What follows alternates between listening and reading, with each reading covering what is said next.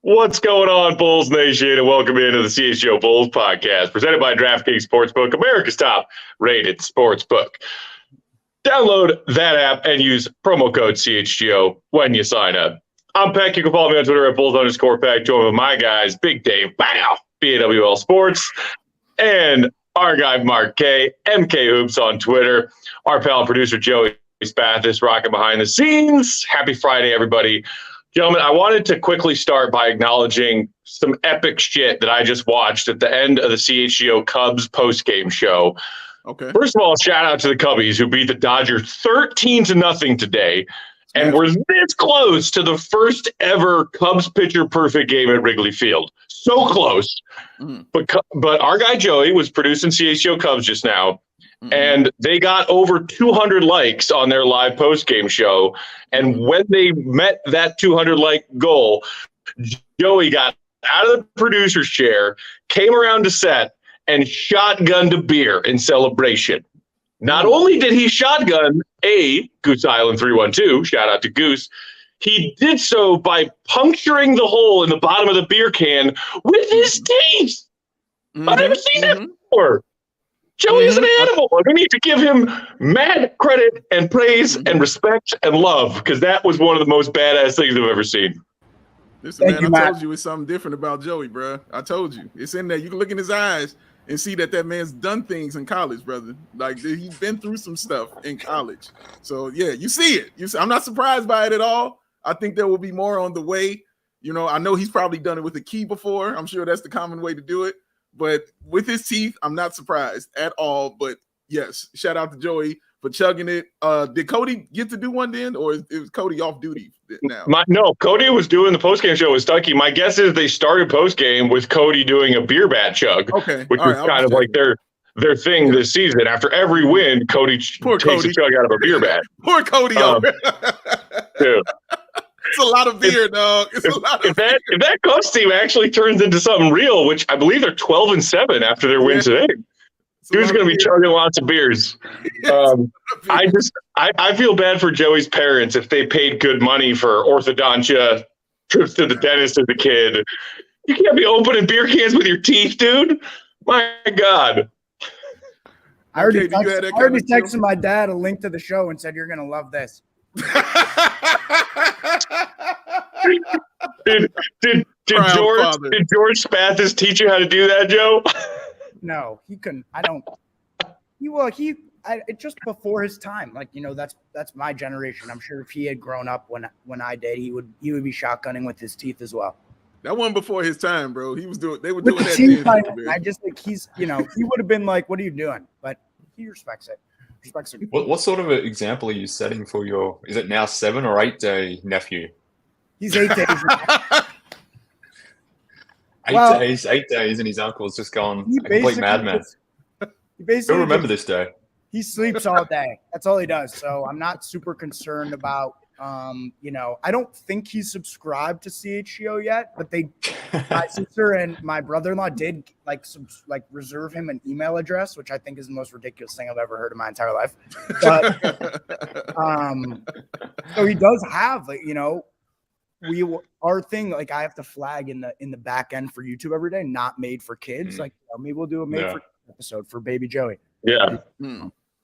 Oh, you got some time for his comment thing. So. Right. Mark, is shotgunning beers a thing in Australia? I guess maybe. Yeah, I would say yes. Not that I've done it or been around it in a long time, so I'm assuming it is a thing. But yeah, we We're big drinkers down here, so yeah. If it's not the exact same thing, there are equivalents, let's say. So yeah, But people get after it down here. In your youth, you and your buddies shotgunned a beer or two back in the day? Yeah, look, I don't remember much of my youth, but yes, I'll say yes. Yeah.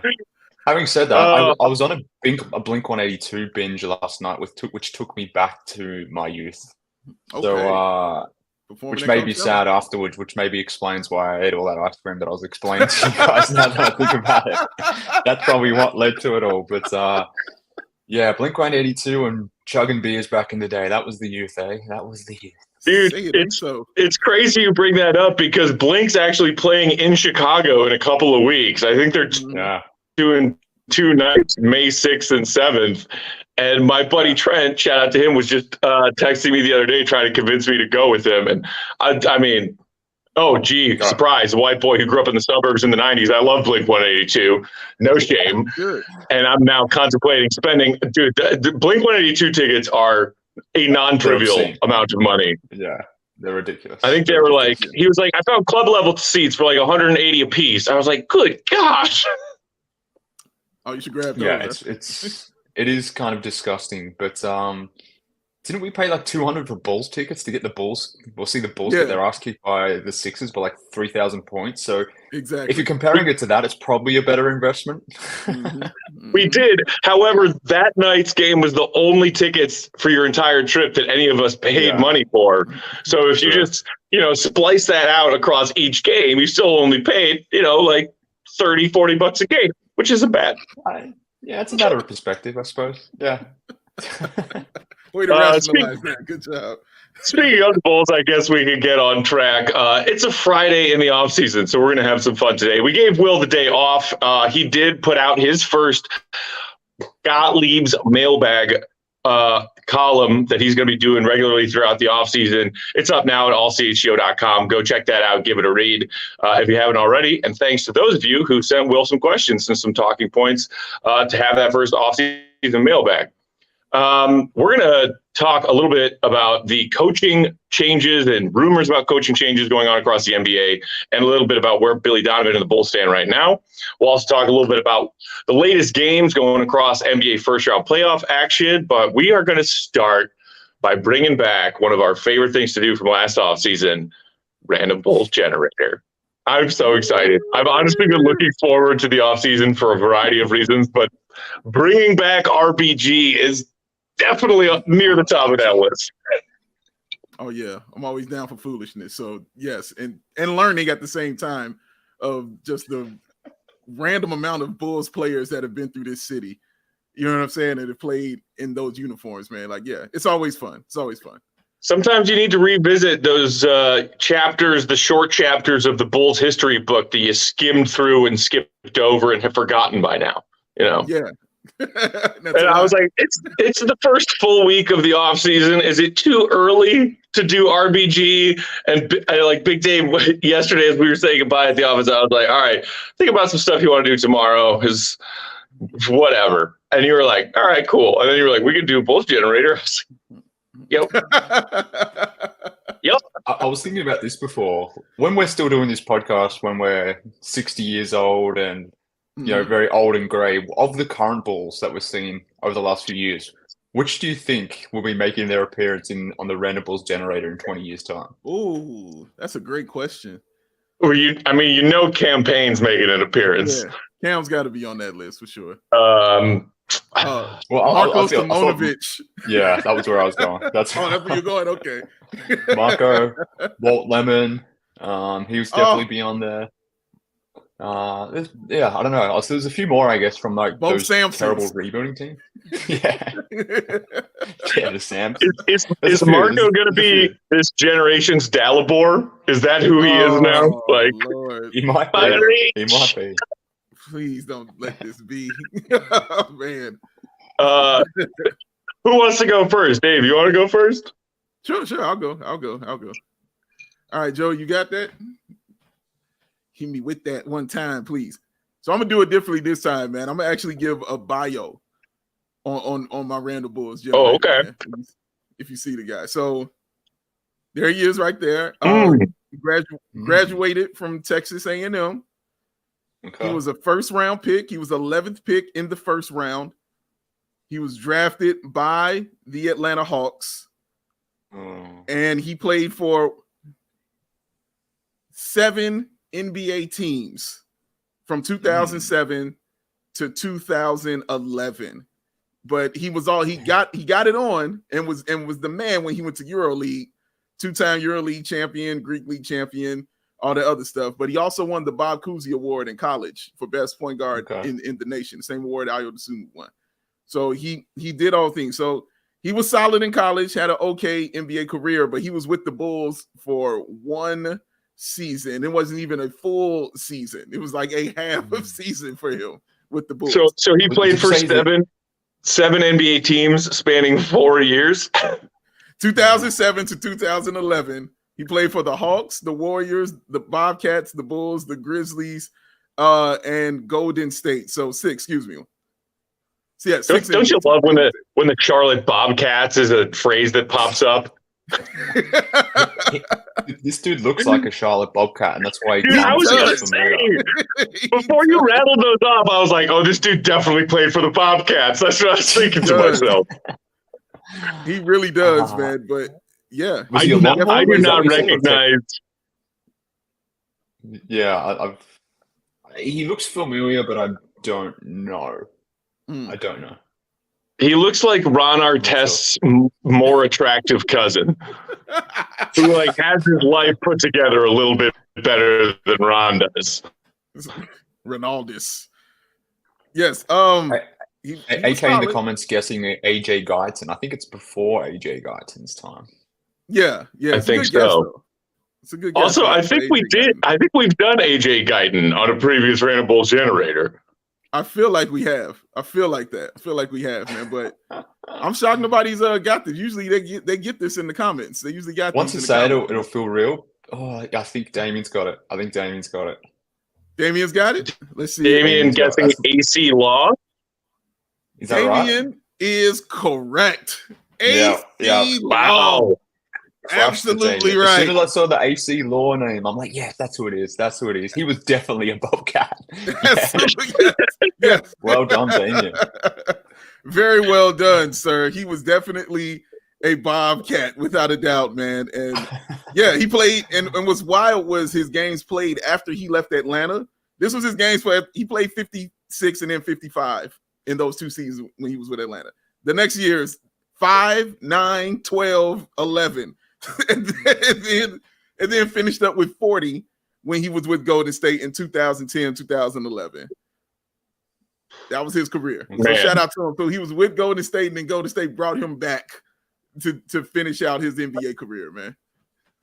My brain remembered the name AC Law. It did not remember it paired with that face at all. Played 12 games with the Bulls and even started a game for the Chicago Bulls, man.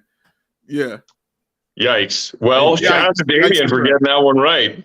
Yeah, shout out to you, man. Good selection, Dave. Good selection. Appreciate that. Solid selection. Right. Don't remember his Bulls tenure at all. It's not memorable. It's not memorable. It's random.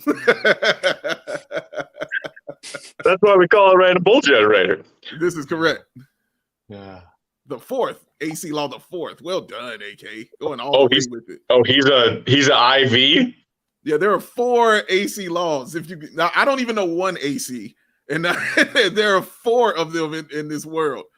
You know what I'm saying? So shout out to him for that. Wasn't there also an AC Green that played in the NBA? Or am I making that up?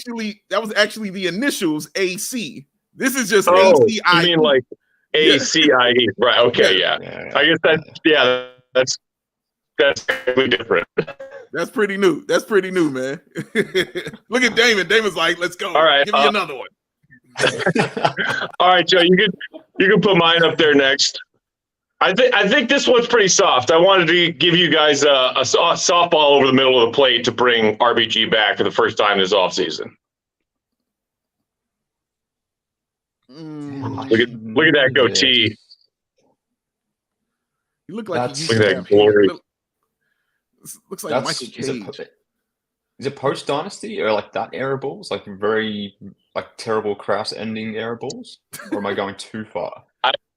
If you would like that hint, I will tell you that it is post Dynasty.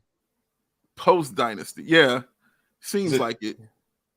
Is it Corey Benjamin? Am I mistaken here? Not Corey Benjamin. Ooh, okay, that's a good guess. Here's another hint. Okay. He played for a different team during the Bulls dynasty and played for a team that was a pretty memorable foe on Bulls playoff run somewhere in that dynasty. On Bulls playoff run, so he was in the East. Oh, it's not Herb Williams. Goodness gracious, man. I don't know. I don't know who that is. I'm drawing a blank. Go ahead, Mark. Yeah, I'm drawing a blank. Yeah. When his face first came on, I thought, I was like, is that Jordan? Like, for real. Like, I was like, is that Mike? That was my first thought when I saw him. I was like, kind of softball is that? That's extra soft. Sign it, Emilio. That wouldn't fit under that criteria of random, though. Right, exactly. I think Travis Best. Yes, that is Travis Best. You are absolutely right. Indiana point guard. Travis Best, who was drafted late first round by the Pacers in 1995, played on that Pacers team that the Bulls faced and went to 7 games with in the 98 Eastern Conference Finals. Mm-hmm. Travis Best never started a single game in that 97-98 season when the Pacers were so good. However, played all 82 off the bench for the Pacers that season. Then got traded to the Bulls in the Jalen Rose arriving in Chicago, Ron Mercer and that crew, Brad Miller. Ron Artest was in that trade as well, Bulls to Pacers. Travis Best was in that Jalen Rose trade that brought Jalen Rose to the Bulls. Yeah. Wow, man. Yeah, he was definitely left-handed, AK. Wow, man. Yeah, I like Travis Best a lot. He was a great compliment on that Pacers team to Mark Jackson. Nice change of pace guard. You know, because he had speed with it. He can get to the bucket at will when he wanted to, which was weird for a guy his size. You know, he was really good at that. But man, I mean, completely blacked out Devil's Bulls. This is out of my brain, man. Wow. Yeah. So did I. Until I was skimming through post-Dynasty Bulls rosters. I was like, wait, hold up. Travis Best played 30 games for the Bulls, which he did. But shout out to him in that season, 97-98, when those Pacers faced the Bulls in the conference finals. 82 games off the bench, 3.4 assist to turnover ratio. Pretty damn good for a backup point guard. Pretty damn good, man. Yeah, pretty damn good. Number 4, I remember him very well. I love this game because I don't remember their picture, but as soon as someone says their name, I'm like, yes, that's exactly what it is. And all the thoughts come rolling back as soon as Damian and who was it before that they got it right? Sina got the Travis Best one. Like, as soon as they said it, I was like, yes, that's exactly who it was. But had they not said it, I would not have guessed it. So this is what I love about this game. My hope is that those people out there in CHGO Bulls Nation who listen to the podcast version of our show instead of watching, then like pull up their phone and go to Google and look up what these players look like so they can remember. No, that's funny. Well, let's push to my one and bringing it back full circle. I mean, Travis Best was doing his thing when, you know, Blink-182 were emerging, but my guy was a Bull when Blink-182 started to, you know, disband, let's say. So if that gives it a clue, but I'm probably going even more obscure. Oh, well, Dave's got it. I thought this was going to be more obscure than possible because this guy barely played for the Bulls. I think he played 21 minutes total for the Bulls. I've gone extremely obscure. Only 2 games for the Bulls. Ended his career in Chicago. Probably think of him more as a Sacramento King, to be fair, on those good Kings teams towards the late 90s, early aughts. Yep. But, I thought this was going to be a really obscure one, but it seems like Dave's got it. Yeah, that is, if I'm not mistaken, that is Lawrence Funderburk. That's exactly who it is, Dave. Yeah. You know it. Crushed it. No, I remember him because I remember Funderburk in college. because he went to Ohio State. Joey's stupid. Yeah, he went to Ohio State, and he was on those Jim Jackson teams. They had really excellent teams. They played great and had some awesome jerseys and sneakers that they wore too. But yeah, I remember him there, man. And yeah, you're right. He did absolutely nothing with the Chicago. You're absolutely right. He did, and you're right. Like those King went to the King. He was a nice compliment over there with Pollard. He was over there, a really nice compliment off the bench for those teams. Yeah, backing up like C Webb and those guys back in that day, if I'm not mistaken, like that era of King. So, I was going to go with. Now, I'm not sure if you would have got this one. Maybe you would have. Maybe you guys have done this in the past. But would you have got Jared Rayner? Do you guys remember what he looks like? Do you remember Jared Rayner at all? Absolutely not wouldn't have at all. He's a similar era Bull in the sense that he played in those like 04, 05, 03 era Chicago teams. Like those early Paxson years, backup center. Again, didn't have a big part, but I think I've gone Rayner. Rayner? Reiner, yeah. Okay. So yeah, I wanted to diversify a little bit. Barely rings a bell. Yeah, well, maybe I should have gone with that one. Damn it. How dare Lawrence steal Archie's number 51? I mean, that's not allowed. I don't know. Preemptively stole Archie's number. Well, there you go. Before his time. Well, the funny thing is, he wore 51, but apparently Lawrence Funderburger now is 52 years of age, still going strong. So shout out to Lawrence Funderburger. There you go. Shout out to Lawrence, man. Shout out. For some reason, and this is just in my head, that he owns like a car dealership in Sacramento for some reason. I don't know why. It just feels like that. Either that or it's a real estate agent, because that would just be the other obvious choice. Oh my gosh, so much! I forgot how much fun RBG is. First of many this offseason. Bulls Nation, we'll have more of those for you throughout the offseason. Let's take a break, then we'll come back and talk about real shit, NBA coaching changes on the horizon. But first, Big Dave, tell all of our fellow people out there at Bulls Nation how they can be streaming not only live sports, but so much more with Fubo TV. Fubo TV. I know what you're saying to yourself. You're sitting around, you're looking at three awesome faces, and then you're like, well, after this show goes off, I want to watch something. I want to sit there and I want to watch something, but cable costs too much money.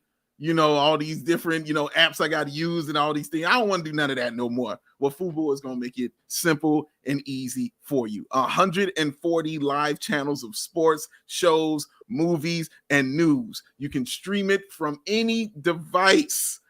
Screen that TV from any device. You can watch the most Chicago sports for the lowest price possible. You can start watching immediately with a free 7-day trial, and no contracts, no cable, no hassle. All you have to do is sign up and start watching. You don't have to move from the couch. You just sign up and start watching, y'all. And 1,000 hours of cloud DVR. So if you want to record some of them awesome shows that you're watching, you got plenty of time saved up, and they can show it to you again and again and again and again. And all of this is included with no extra charge. You get that for no extra charge, man. Watch them local teams while you're traveling, man. Those events coming up, the NFL draft, is on the way. The NHL draft, the NBA and NHL playoffs. The Cubs and the White Sox, you can watch them both. He just talked about the Cubs and what they did. You can watch both teams. You can watch that Marquee Network and NBC Sports Chicago, y'all. Both of them. You can look at it, all right? So why don't you go ahead and, like we said, watch those Cubs and those White Sox on Marquee and NBC Sports Chicago with Fubo TV. Use the link in the description to sign up for 15% off of your first month of Fubo Pro. That's right. You get 7 days for free and then 15% off of that with Fubo Pro, y'all. You got no reason. Save some money. Chill on out. Watch some TV. Fubo TV. Turn it on. Today's CHGO Bulls also brought to you by our friends at Goose Island Beer Company, Chicago's beer since 1988. One of my favorites in the summertime is the Goose IPA, which, by the way, is a 6-time medal winner at the Great American Beer Fest, always in style, a citrus aroma, and a bold hop finish. Plus the new line of a variety of Beer Hug IPAs, the Tropical Beer Hug Dry Hopped Imperial IPA. 9.9%. Watch out. It's delicious. Dangerously so. Plus, they got the new Full Pocket Pilsner from Goose Island. Grab Ultra Fresh, brewery exclusive beers at Goose Island, original brew house on Clybourne Avenue. Mark K was hanging out with us there a month ago. He had a good time. You will too. Or try their tap room on Fulton Street in Westtown, our West Loop neighbors. Goose Island Beer Company, Chicago's beer, who, by the way, are partnering with our CHGO Bears crew for their draft party next week. Thursday night, Friday night, first 2 nights of the NFL draft. They, our CHGO Bears crew, and their fellow Bears fans will be at Joe's on Weed Street, drinking delicious Goose Island beers, eating good food, and sharing the vibes of a Bears team that is heading towards Super Bowl, baby. Get your tickets if you haven't already. Available on our website, allchgo.com. Diehards of CHGO get discounts on those tickets. Get them before they are gone. Goose Island Beer Company. Drink up in summertime. I like that. Gentlemen, lots going on in the world of NBA head coaching carousels. Big Dave, I know that you were very eager to talk about the movement of one Nick Nurse, whom you are a fan of. Yes, it's been said that I enjoy a nurse named Nick. He is a solid basketball coach. But yeah, now I've been let go and fired by the Toronto Raptors. And thank you for that graphic, Joey, because I wanted to put that graphic up, even though it's just a simple one-word sentence. Words matter. And I really found it interesting that they put the word fired instead that about Nick Nurse. And that is intentional. That is not a mistake, because they could have easily said parted ways with, or, certain other mutually parted ways is the usual one, isn't it? That's the usual one these days. Correct. Mutually parted. No, straight up, he's fired. And I found that really interesting that they worded it. Yeah, just really, truly interesting. He worded it in that way. I wonder if it's because they already pretty much know he's going to Houston, or that's the term that's been out there, or if he kind of fell out with the front office or whatever. I just really found that interesting that it was worded that way, guys. Yeah, I think that's the sentiment to have, Dave. The correct sentiment. Like, you can read into these things, and obviously you in that specific tweet that you mentioned, but the same thing that you referenced before as well, like when Woj was putting out pretty quickly thereafter that Nurse is going to be a serious candidate for the Houston Rockets job, and Ime Udoka is now emerging as a serious candidate for the Toronto Raptors job. Like, you can infer these type of things based on how things are written, when certain things are pushed, or what things aren't pushed, maybe. Like, what isn't said can sometimes be very, you can sort of hone in and understand that a little bit more. But I completely take your point on that. But it's not surprising that it ultimately ended in this way. I guess the fascinating thing for me was how it all connects back to the Bulls. Not that there is a direct connection, but it's just very interesting to see a team that's in a similar situation to the Bulls operating on a completely different, or with a completely different mindset. I thought that was the most fascinating thing about it, to be honest with you. Yeah, I saw somebody in my Twitter feed this morning, I can't remember who was quote tweeting the Nurse news. And it's like a staunch Billy Donovan hater being like, well, Nurse losing to Billy Donovan and getting beaten by Billy Donovan in that play-in game clearly was the last straw from the Raptors front office. Like, if you can't beat Billy Donovan and outcoach Billy Donovan, then clearly you suck. I was amused by it. I don't necessarily agree that that's why the Raptors fired Nick Nurse, who is a well-respected coach in the NBA. But I do, when I see updates like this, when we are just barely into the NBA offseason, I mean, like, we're in the first round of the playoffs, and these kind of coaching moves are already being reported, which, as you alluded to, Mark, clearly signals that these conversations happen well before they're reported on. It makes me think back to us finding out well into this season and well after the fact that the Bulls gave Billy Donovan a, secret, quiet, under the radar extension last offseason as sort of a reward and show of good faith after he led them back to the playoffs for the first time in a damn long time. But even still, Bulls fans who were okay with the job Billy had done thus far kind of raised an eyebrow and were like, why? Why is this necessary? He still had several years on the initial contract he signed. Why did you need to do this now? And why did you do it in secret? Apparently. And I know Bulls fans, some are ready to wave goodbye to Billy Donovan this offseason. I don't think that's at all likely. I think that AK, Eversley, and ownership still very firmly believe in Billy Donovan and the job he does. But when you see notable coaching names like this, whether it's Nick Nurse or Ime Udoka, who, drama, weird baggage aside, did a tremendous job coaching wins in Boston, you get a little FOMO, right? As a Bulls fan, you're like, are we stuck with Billy? And is it bad that we're stuck with Billy? Yeah, I don't know if it's bad. I won't say I'm not to that level, even though I'm not happy with Billy Donovan. I'm not to the level where he's bad or a bad coach. I've never been on that bandwagon. But I will say I will drop kick Billy Donovan out of here to get Nick Nurse. I definitely would do that. Yes, I would get Nick Nurse. I love Nick Nurse. But the Bulls don't have that kind of shrewdness about them. Only a few teams like that. Like the Lakers are like that. Miami is like that.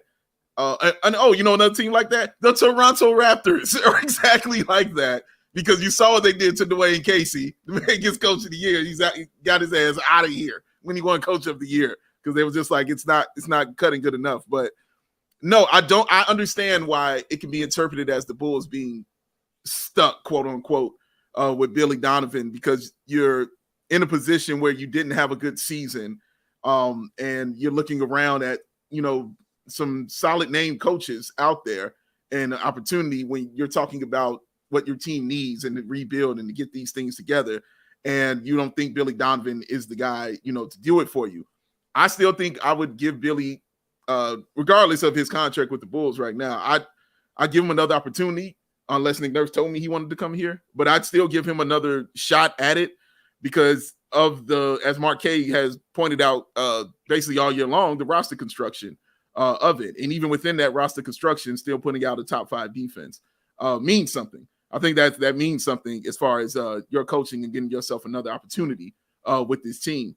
So, yeah, I definitely would give Billy another chance. I just wouldn't have given him that extension. That's the only thing I didn't understand, was the extension. But I definitely feel like, yeah, he deserves another crack at it for sure. Yeah, look, I'm the Billy guy, right? And even to me, it made no sense. Because why? What's your leverage to doing so then and there? There was no need to Matt's point. It was entering year 3. He signed a 4-year deal. It's not like it was a lame duck situation. He clearly had that final year to go, sort of thing. Okay, maybe the previous season didn't end as well as he would have liked, but he didn't necessarily need to extend him. We don't really know the extension details more generally anyway. So, I mean, that's annoying in itself. The thing about the AK era that has continuously annoyed me he's just always lost deals on the margin, or just included things when maybe he didn't need to, whether it was in the DeMar trade, the Vooch trade, giving player options to certain players that didn't really warrant them. But even here in the Billy situation, you don't need to extend a coach who's entering year 3 of a 4-year deal. That never made sense. So it just sort of tips your hand. It gives you less confidence in an Arturish kind of service, that he's just prepared to go all out on these things when he doesn't need to do. So it just doesn't give me much confidence from that standpoint. But just to bring it back to the whole coaching decision and the extension and those sorts of things, the fact that they never announced it still bothers me.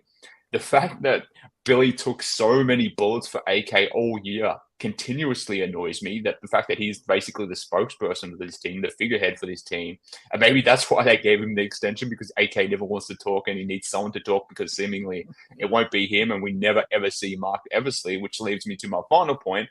Why the fuck is Billy Donovan up there with AK at the end of the season? I didn't get to. I don't know why I didn't hit on this last time when Will and I spoke about it. I'm not sure if you guys mentioned it when you were doing your wrap up of the AK presser as well. But why do you have the coach up there? Where is Mark Eversley? Why is he not talking? Because AK can't talk for shit. Why? Where is Eversley? So in some senses, the Billy Donovan extension never made sense. But at the same time, I do feel sorry for him, because he's the one often speaking on behalf of this team, taking bullets for this team, and when he often shouldn't be, in my opinion, at least. Yeah, and Dave, Dave, I remember you texted me being like, is something else going on with this press conference? Why is Billy there? I don't remember the coaches being participants in the front office end of season press conference. And Dave, you said, like, is this going to be a shocker, surprise announcement that Billy's like stepping down and wants out? Because why else would he be there? Yeah, Mark, immediately I said this to them. Like, I was like, why is Billy here? Why is he coming? I've never seen that. Or I shouldn't say never seen. I never seen it with this front office, with Billy Donovan being up there at the end of the year with AK. So yeah, that was completely shocking to me. I was like, that's new. I was like, I don't know what's going on right now. Like, why is he there?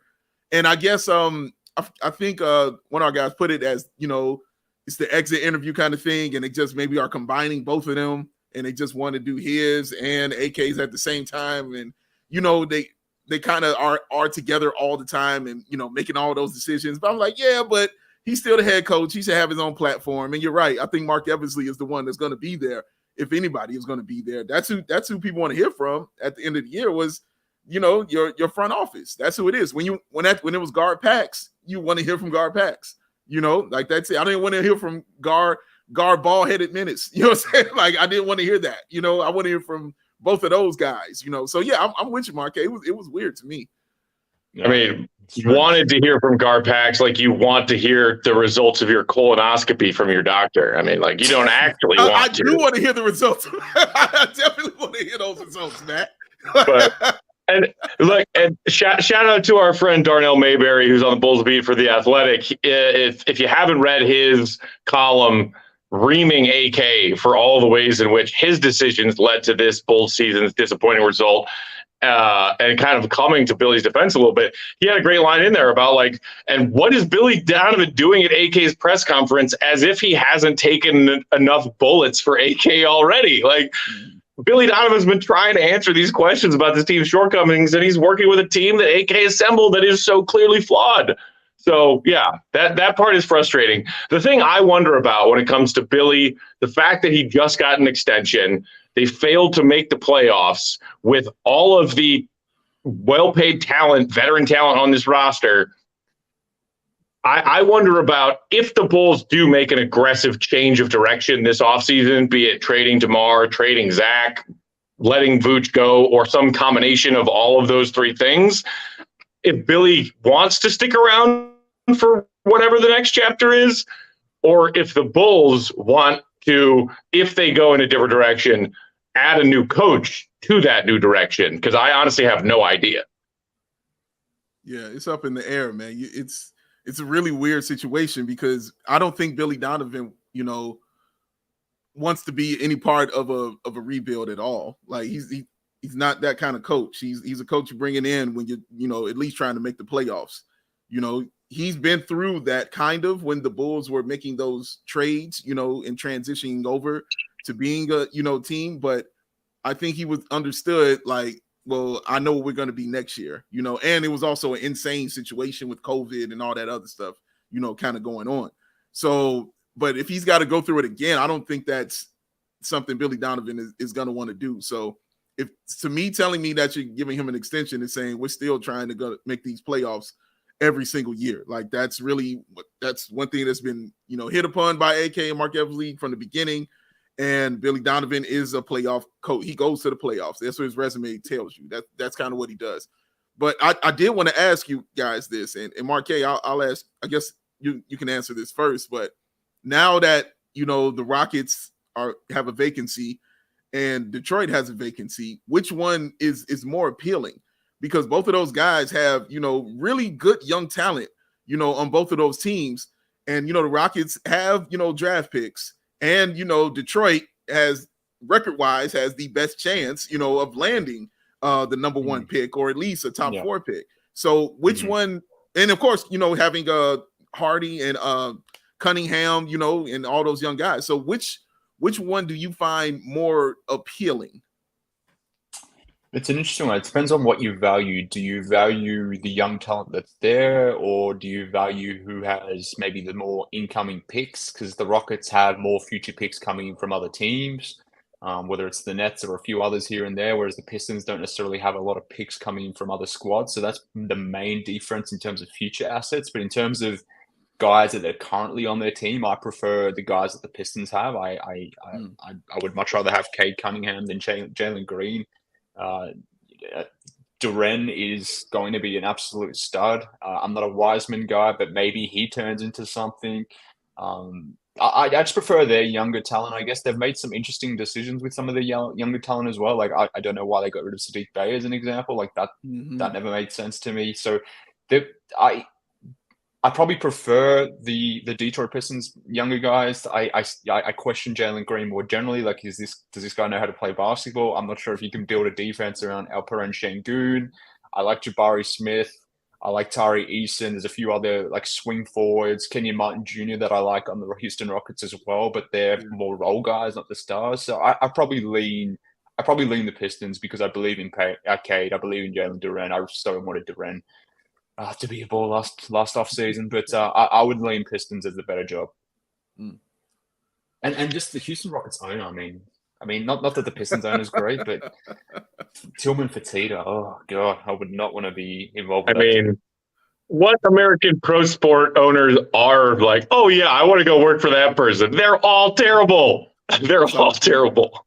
Solid point. I don't disagree with Mark that maybe I like some of the young prospects the Pistons currently have on their roster more so than Houston, but I do like a lot of what Houston has, and Mark also pointed out their future draft capital. I would lean towards the Rockets for one other very big reason. When that young group of talent starts to get competitive, but maybe are still a piece or two shy, which organization can make a better pitch to veteran free agent talent to say, come here and help us win? Houston, warm weather climate city, no state income tax city, or Detroit? Houston clearly wins that free agent pitch for when they want to add veteran talent to their young core that's developing. And for that reason, I picked the Rockets hands down.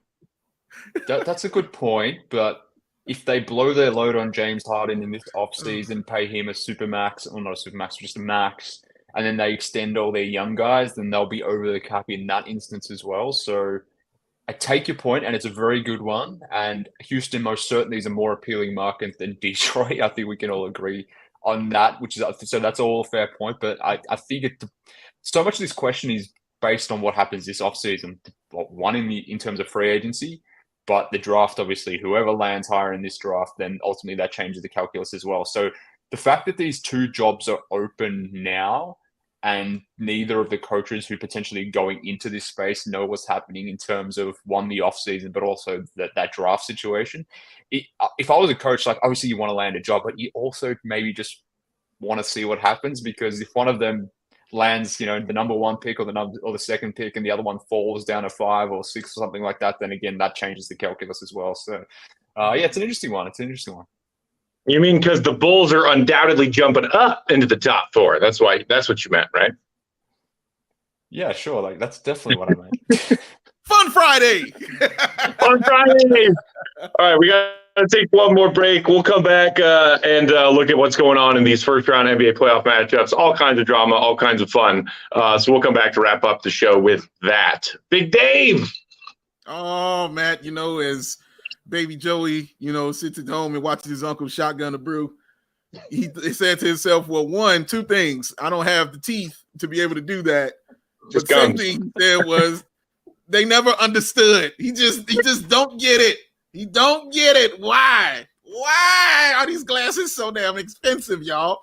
Why? He just wants to wear some glasses on his face that don't cost anything. Baby Joey don't get it. And Shady Rays didn't get it either. Shady Rays said, why are these glasses so expensive? You can wear premium polarized shades at an affordable price. And Shady Rays said they got you covered. They're an independent sunglasses company, offers that world-class product that is just as good as any expensive pair that you have ever put on your sexy face. Durable frames, extremely clear optics for the outdoor and the indoor adventures. And that's not all, because Shady Rays offers the most insane protection program in all of eyewear. You heard what I said. In all of eyewear. Anywhere you got eyes, and they throw something on their face to protect it, Shady Rays has a better protection plan than that, and it's called the Matt Peck Lost and Broken Replacements Plan. Gone is that hat off of his head. Oops. He had some Shady Rays on that hat he just tossed. Crack is what they went, and now he is sad. But he won't be sad for long because he can return those broken pairs to Shady Rays, and they will replace them for free. And also, if you don't love your Shady Rays, you can exchange them for a new pair and return them for free within 30 days. There's no risk when you shop, and their team always has your back. So exclusively for the listeners out there, Shady Rays is giving you their best deal of the season. Go to shadyrays.com and use the promo code CHGO. Get yourself 50% off of 2+ pairs of premium polarized shades. Try for yourself the shades that are rated 5 stars or over 250,000 people. Not a math guy, but I've been told that's a lot of people to give you 5 stars. Shady Rays, or the Rays, are oh so shady. Today's episode of CHGO Bulls also brought to you by our friends at ComEd. Uncle Joey, are you there? Do you want to talk about ComEd with me? I would love to talk about ComEd with you, Matt. If you just, can give me a second or two to gather my thoughts about everything I feel. It's so strong. So I am excited to talk about the ComEd Energy Efficiency Program, which is committed to helping families and businesses in the communities that they serve. It helps manage energy usage and lower energy bills now and into the future. That's right, Joe. Wow. ComEd offers a wide variety of incentives on lighting and other efficiency upgrades to commercial, industrial, and public sector customers of all sizes across their territory. ComEd also offers free facility assessments that can help find energy-saving opportunities like HVAC systems, commercial kitchen equipment, and industrial processes. Matt, can you please inform Mark and Dave a little bit about how this works? Oh, please. I would love to, and you can relay this information to your nephew. An authorized engineer will work with you to develop a detailed assessment plan specific to your goals and needs.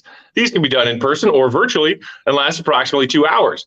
Then within 3 to 4 weeks, customers will receive a report detailing energy efficiency projects that they can start working on immediately. Each recommendation will include estimated energy savings and cost savings, both kinds of savings, as well as project costs, potential incentives, and simple payback plans. If you own a business, don't wait. Get started saving money and energy today. For energy saving tips, lighting incentives, or to go schedule your free facility assessment, go to ComEd.com/poweringbiz. That's right. If you were listening to this and you thought, I need myself a facility assessment, Matt, ComEd.com/poweringbiz. That's correct, Joe. ComEd.com/poweringbiz. Schedule your appointment today.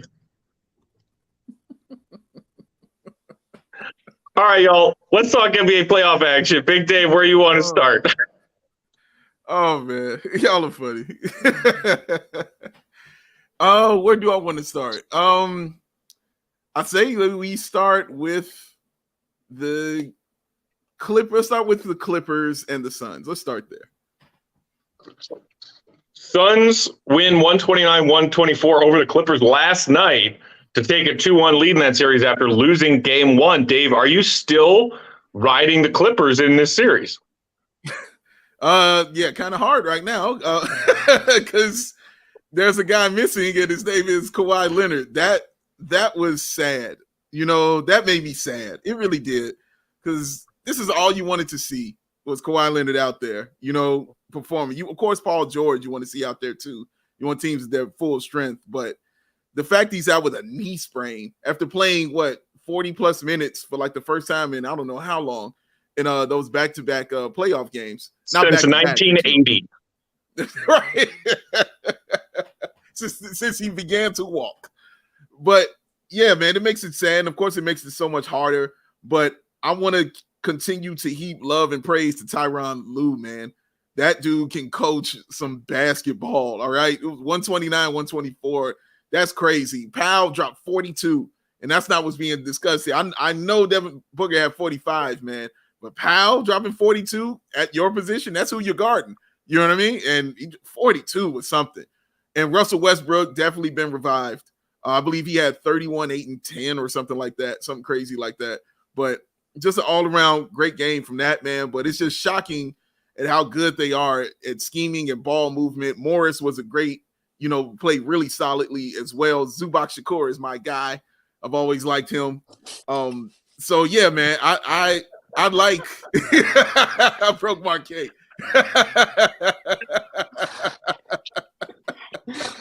Yes, Dragon Marquet is always fun. Yes, I got A Marquet. If there's anyone that's a complete opposite to him, it's Zubac. That's why it's hilarious. Literally the complete opposite in every facet of life. Complete opposite. That's funny. That's funny. He in LA. You know what I'm saying? He's a little tough. You know what I'm saying? A little strong in the paint. He ain't taking no guff from nobody. You know what I mean? Okay. Zubac Shakur, man. Shout out to him. But yeah, man, it puts a damper on things. I'm gonna stand with it, Matt, because I said it. So I'm gonna stand on what I said and keep riding with the Clippers. But of course, it makes it just so much harder. But I do like the fact that they're making the Suns work to get these victories. Like Kevin Durant and Booker are 40 plus minutes in all of these games. They're making these guys work. They're not making it easy at all. So I wouldn't be surprised if it went 6. I'm interested to see if Paul George makes a return because it looks like he's very close to doing so. But without Kawhi Leonard, man, do you really have a chance to get this against this team? And that's really tough to say yes to. Mm-hmm. The sad thing about this was two things. One, this sort of came out of nowhere, at least for me. I didn't see anything after the game 2 that suggested that Kawhi was hurt or was going to miss a game. It's just like a couple hours before the game. It's like, oh, by the way, Kawhi's not playing. It's like, oh, right. Well, I guess I'm not watching that game tonight. But that's one thing. But the fact that Kawhi was just playing at a level that he was the best player in this series through the first 2 games. So that he missed game 3 because of that, we were robbed again of just some special Kawhi performances. That what made it hurt as well. So I'm hoping it's just a day-to-day thing. That's what they're saying. I hope it's nothing super serious with Kawhi because we have missed so much great Kawhi basketball and he just goes to a completely different level in the playoffs. I like to bang on about Jimmy Butler and the player he becomes in the postseason, but Kawhi is that times 10. So that he was the best player in the series, a series where Devin Booker is averaging 30-something points or whatever it might be, probably even more than that, and Kevin freaking Durant in the series as well. I just want to see Kawhi out there, but who knows? Who knows?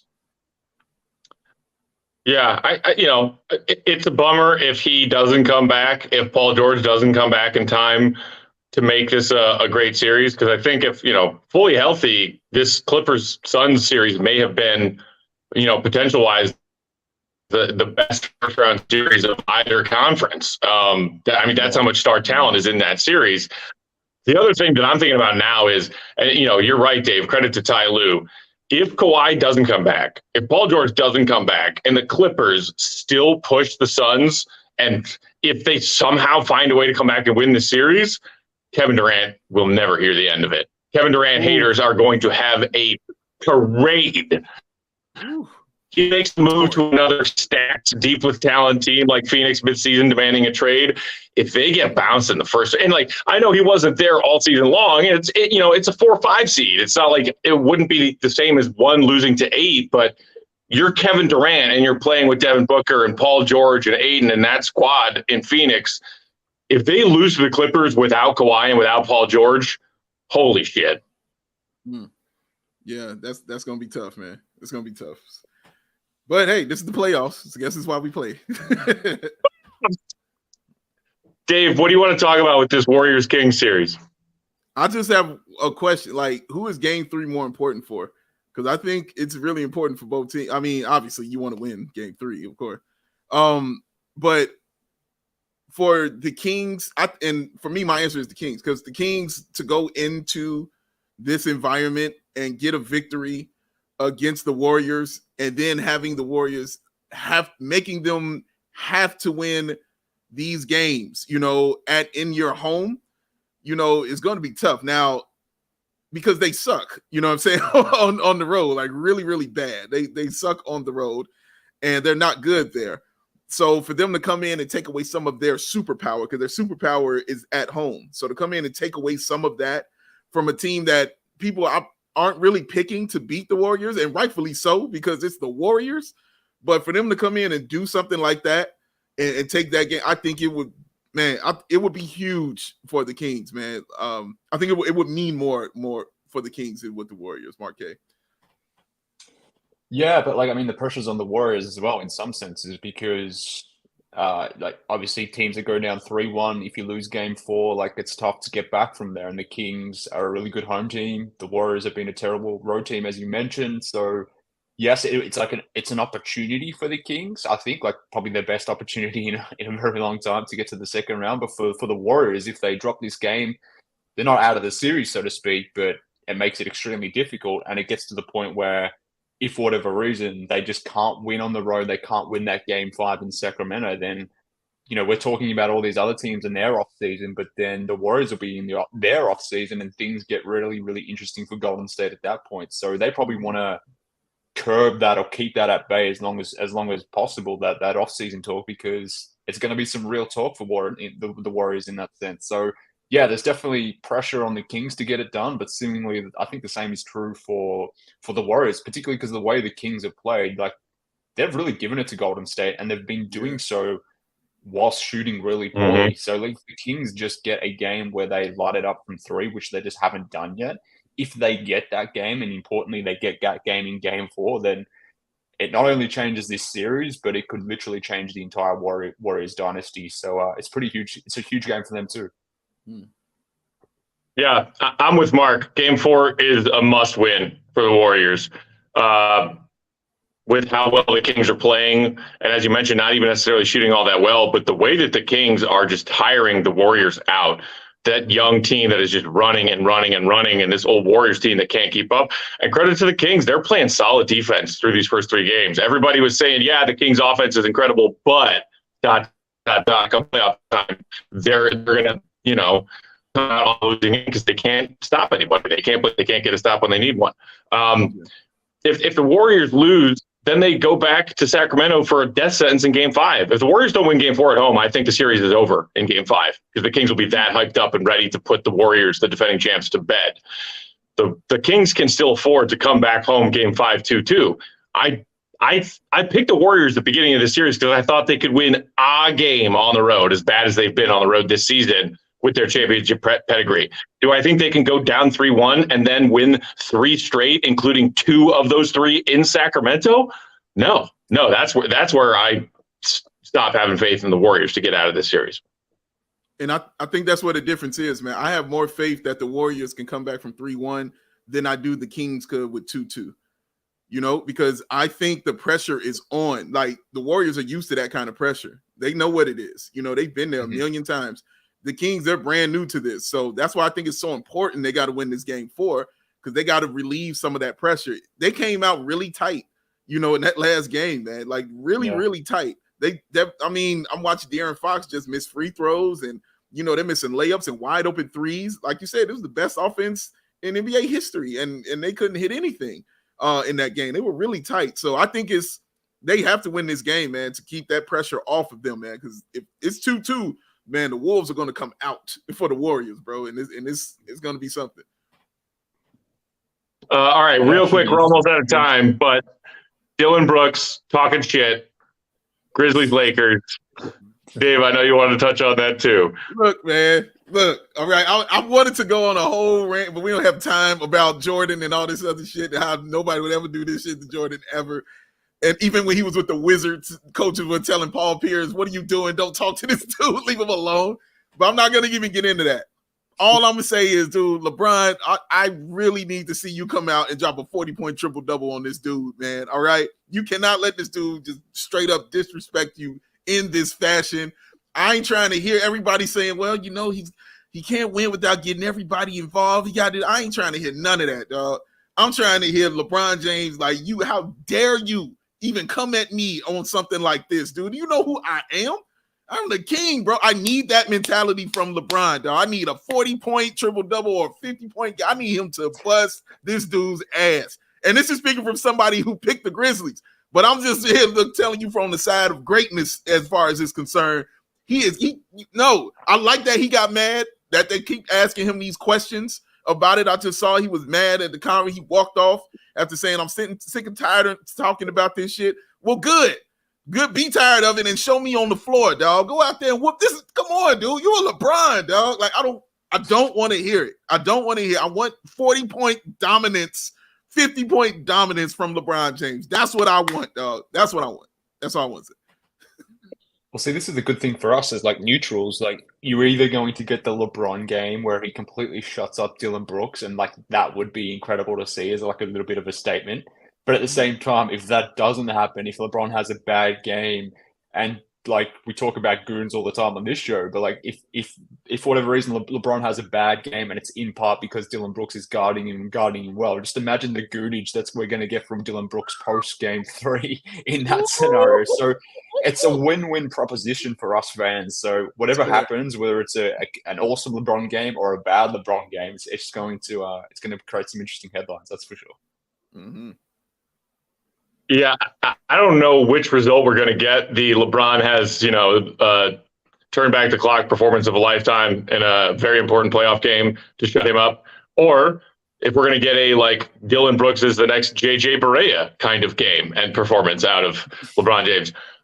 All I'll say is that as someone in that camp of people who loves to talk mad shit about LeBron James with no leg to stand on, I approve of Dylan Brooks' comments. You gotta have. I don't have to face LeBron James on a basketball court ever, so I have no fear talking shit about him when he is one of the most respected basketball players of all time, because I like talking shit about him. Dylan Brooks, back it up, man. You got to back it up. I can't wait. Yeah. I can't wait to see what happens either way. That's it. We are out of time. Thank you for hanging out with us on a fun off-season Friday edition of the CHGO Bulls Pod. Don't forget to get your tickets to that CHGO Bears draft party next Thursday and Friday night. AllCHGO.com. You can find the tickets there. Discounted ticket prices for our diehard members. Check out our friend the GOAT's first off-season mailbag of the off-season. AllCHGO.com is where you go to find that as well. We are off until Monday, off season, Monday to Friday. Beautiful. You know what that means? Everybody go enjoy your weekend. In the meantime, you can follow Dave on Twitter at BAWL Sports. Mark is at MK Hoops. Follow our pal producer, Joey Spathis, beer chugging, shotgunning extraordinaire at Joey Spathis. I'm Bulls_Peck. We are CHGO_Bulls. This has been CHGO Bulls Pod, brought to you by DraftKings Sportsbook. Use that promo code CHGO when you sign up and make your bets on the NBA playoff action this weekend. Have a wonderful weekend. Chicago, Bulls fans everywhere. We will talk to you Monday. Till then, see you, Red. Be good. Peace. Love somebody.